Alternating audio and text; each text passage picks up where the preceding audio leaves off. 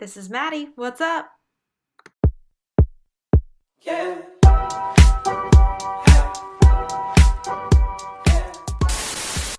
What's up, YouTube?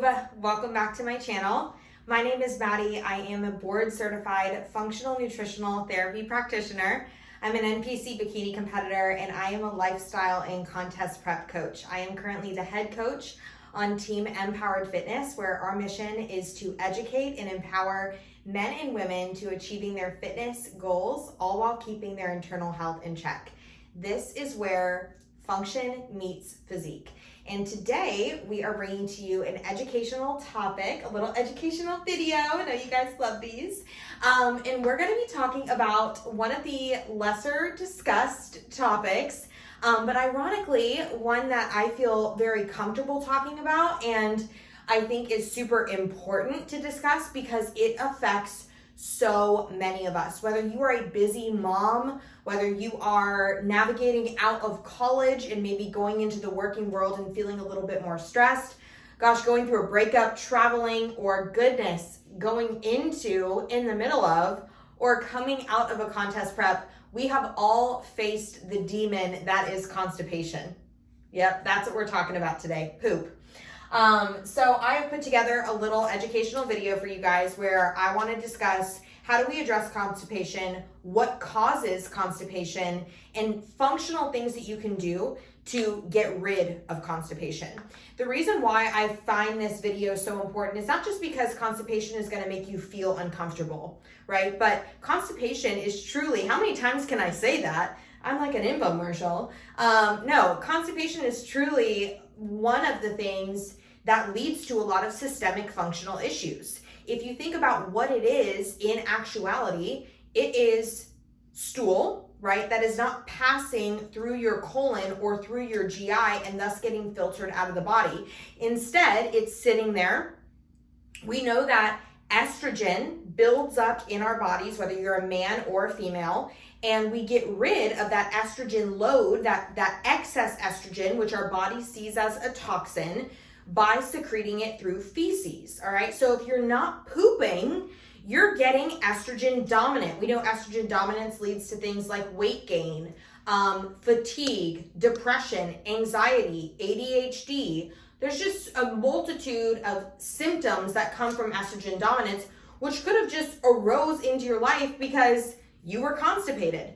But it's not just estrogen dominance, right? SIBO, leaky gut, malabsorption of food, right? When we start having an accumulation of toxins in our body, that's when you're also getting a buildup of that bad bacteria, that commensal bacteria in your gut. Not only is it going to make you feel and look uncomfortable, distended. Oh, hi, Siri. Sorry, I'm still not sure about that.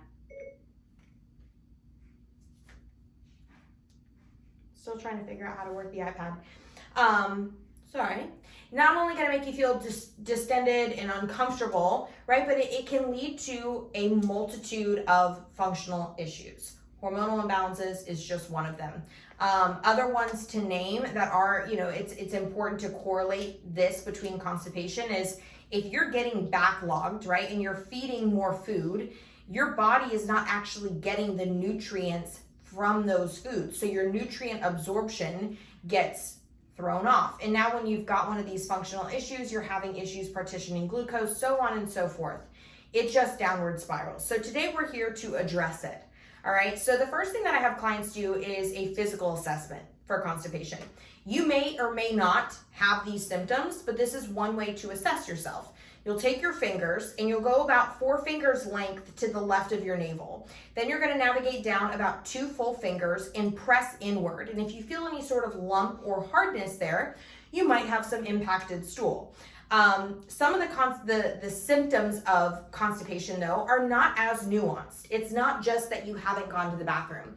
If you haven't used the bathroom in 3 or 4 days, yes, you're constipated. But some of the other things are bloating, having less than 3 or 4 bowel movements per week, straining to have your bowel movements, hard or lumpy stools that are hard to pass.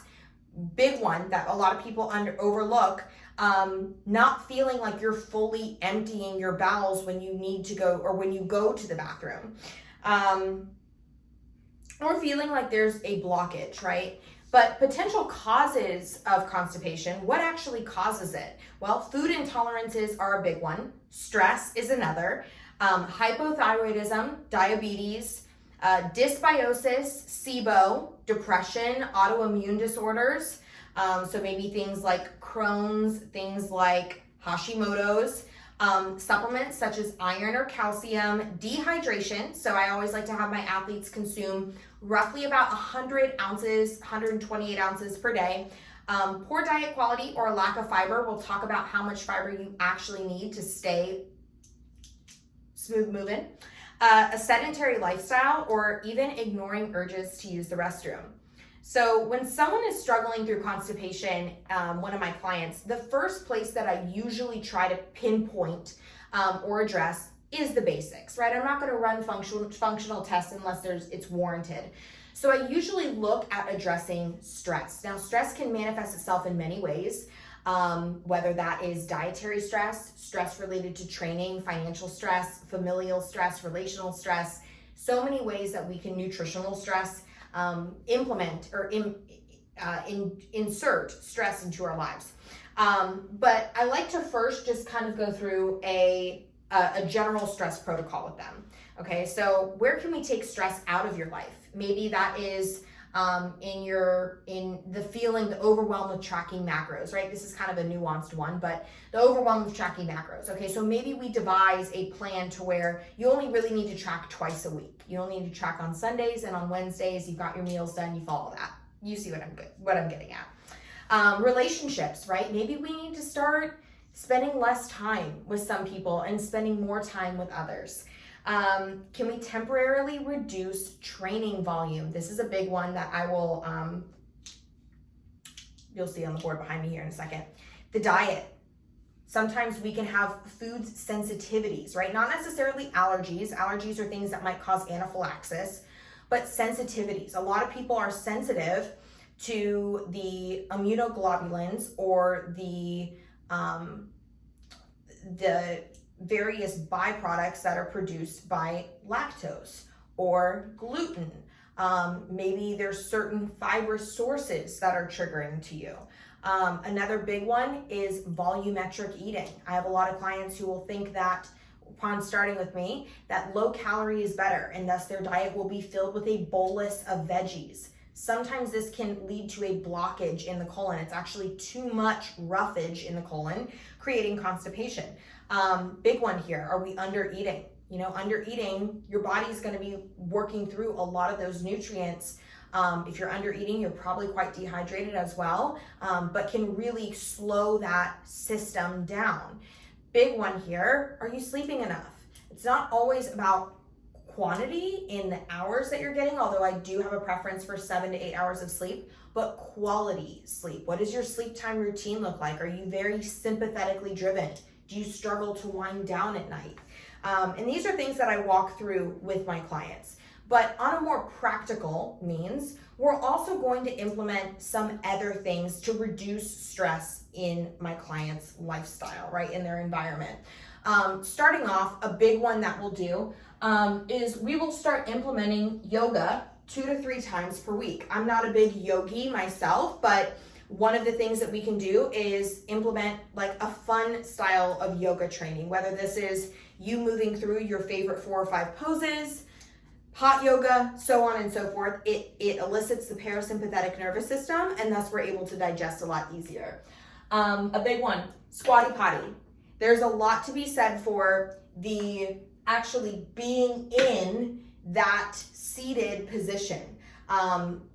We're ancestral beings, and that is a position in which stool will tend to move through us a lot easier. Abdominal massages, circular movements, circular motions around your abdomen. You might notice as contest prep girlies that those that are doing stomach vacuums are actually moving a lot smoother. A lot of times this is because that's creating that abdominal contraction in your stomach, causing your body to naturally expel stool. Now, as we move down, these are more invasive things, right? But some of these things are really easy to implement if you're struggling with constipation. Training. Sometimes overtraining is going to be a stressor on the body. It will lead to constipation. If you're in prep and you found that you're dieted way down and you're training a lot, it might be wise to take a week where you're bringing down training volume by reducing the amount of sets you're doing or reducing the amount of weight you're doing, or sometimes both. 8 to 10,000 steps a day, light intensity, steady state. Listen, those that are more mobile, those that are creating muscular contractions by walking, you're not only moving your muscles and joints, you are also creating colonic and colon-related GI contractions, all right? Great for motility. 5 to 6 small meals. If you're on 2,000 calories and you're eating a bolus of food 3 times a day, that creates a lot more of a digestive load on your system. Anti-inflammatory diet, Mediterranean diet. I see a lot of benefits from my clients that temporarily switch over to an anti-inflammatory diet where we're doing less processed wheat and less processed bread products. So not really an if it fits your macros approach, but following more of that anti-inflammatory omega-3, omega-6 rich diet. These anti-inflammatory fats are very soothing for the GI. So things like extra virgin olive oil, things like flax oil, things like, if you're doing carbs, Ezekiel bread, high fibrous carbs, sweet potatoes, apples, tons of berries, tons of cruciferous vegetables, salmon, all good things, a part of the Mediterranean diet. And then 1 to 2 parasympathetic nervous system activities per day. This may be opening up your laptop and watching an episode of The Office, right? Who doesn't love Michael Scott first thing in the morning? But if you're starting your day off and the first thing that you do is open up your phone while you're eating your breakfast and you're scrolling through Instagram and you're looking at, oh gosh, Sally posted her new Gucci purse, that we know why she married him, or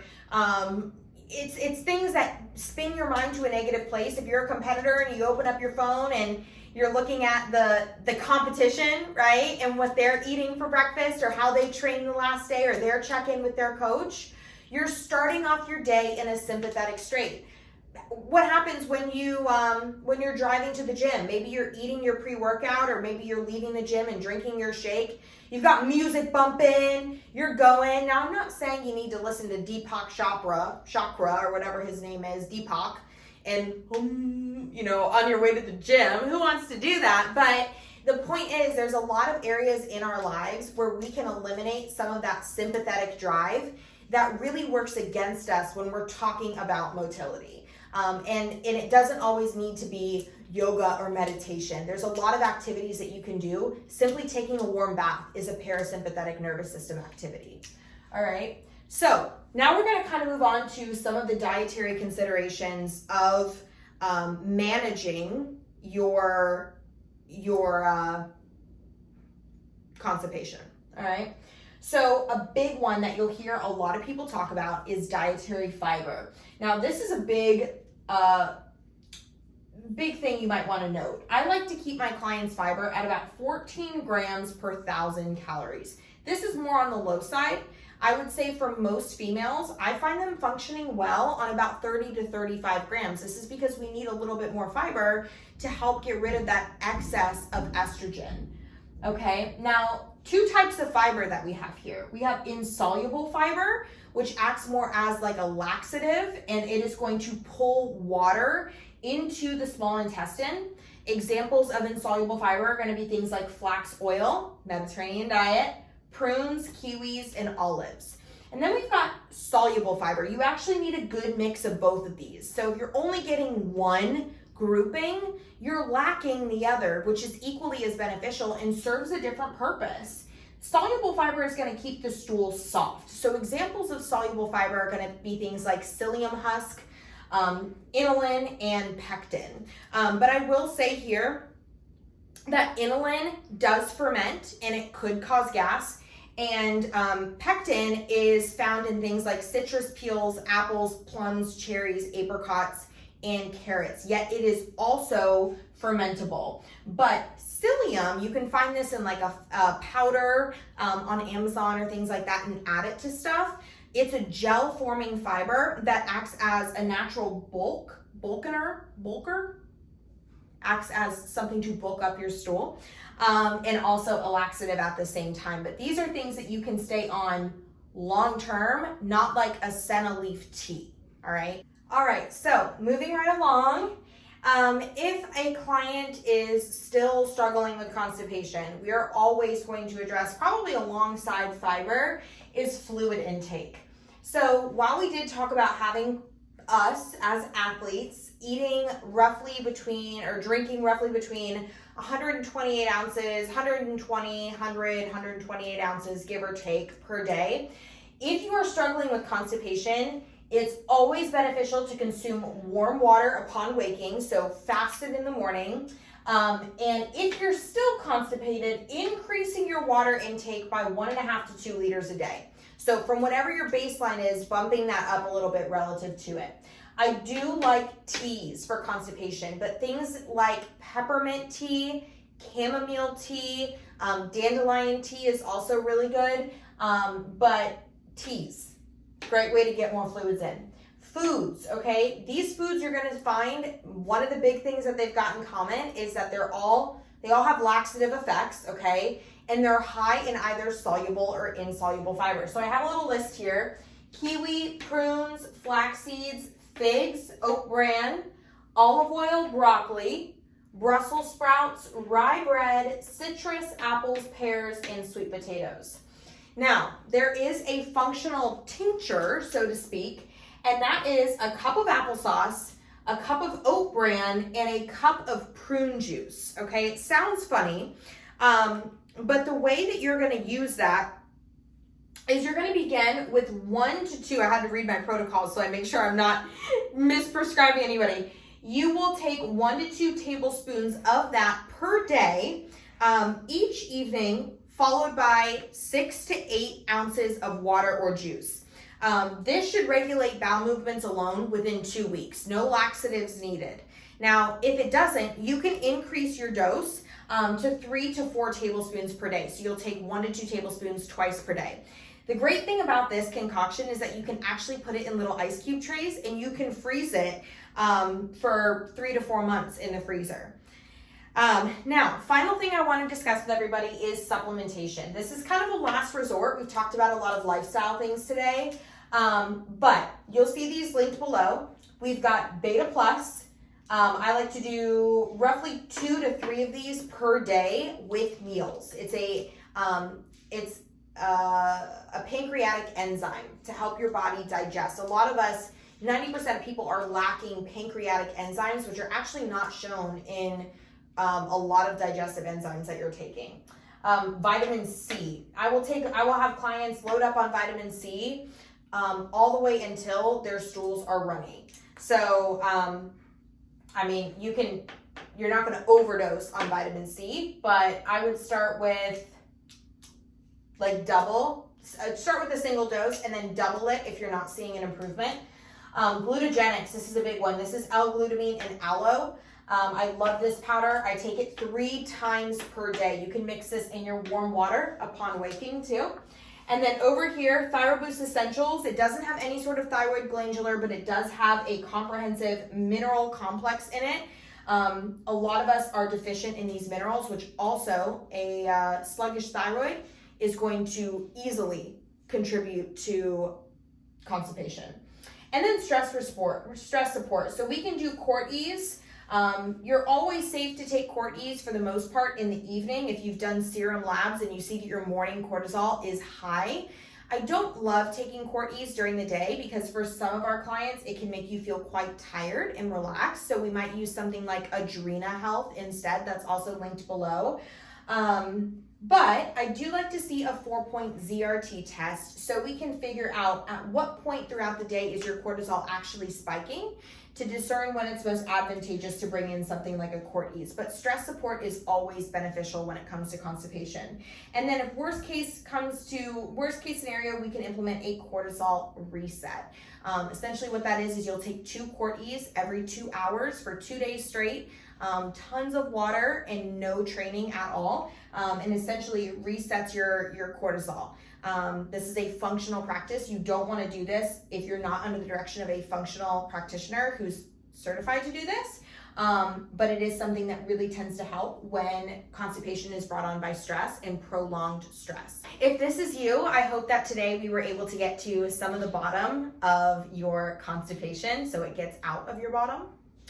But if you are struggling with something like this, it might be wise to look into working with a functional practitioner. Now, I'm not somebody, a lot of functional practitioners are also really going to talk badly about a lot of the things that we do as bodybuilders or as athletes. The two don't really go hand in hand.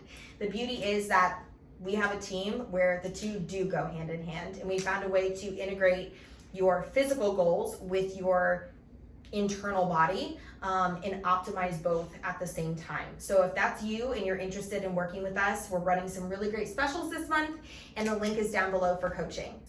But with that being said, I hope you guys have enjoyed this educational video. Please leave a comment down below if you have any questions about this, or if you're uncomfortable to ask, I get it. You can head over to my Instagram page, that's at Madsmichiefitness, and shoot me a DM. I will always talk about all things number 1, number 2, and of course, you. That was so cheesy. Don't do that again, okay? But I will have some exciting announcements for everybody next week. It's like taking everything in me right now not to share it, but this is educational, so we're gonna keep it educational. But thank you so much for joining me this week. Thank you for participating and for watching this short but sweet educational video, and I hope to see you guys next weekend. Have a good one.